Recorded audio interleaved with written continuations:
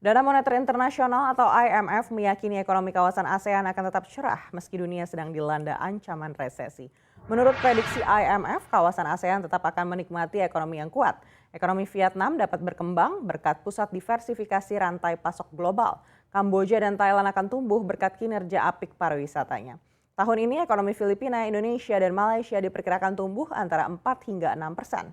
IMF menjelaskan ekonomi kawasan Asia di awal tahun ini sebenarnya telah kehilangan momen pemulihan karena diterpa kenaikan suku bunga acuan, perang Rusia-Ukraina hingga pelemahan ekonomi China. IMF memperkirakan pertumbuhan ekonomi kawasan Asia dan Pasifik tahun ini bisa mencapai 4% dan 4,3% di tahun 2023.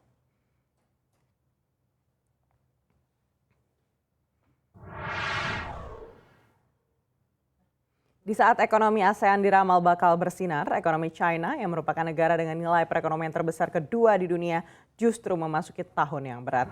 Survei terbaru dari Reuters melibatkan 40 ekonom menunjukkan perekonomian China diperkirakan tumbuh 3,2% di 2022, jauh di bawah target pemerintah China yang mencapai 5,5%. Jika tidak memperhitungkan tahun 2020 ketika dunia dilanda pandemi penyakit akibat virus COVID-19, maka pertumbuhan ekonomi tersebut menjadi yang terendah sejak 1976.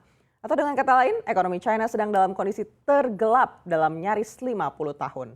Kekhawatiran terhadap ekonomi China juga diungkapkan oleh ekonom senior Hatip Basri. Menurutnya Indonesia lebih perlu khawatir dengan China ketimbang Amerika Serikat. Salah satu bukti dari pernyataan Hatip adalah kondisi ekspor Indonesia ke China yang mulai mengalami penurunan meski tipis.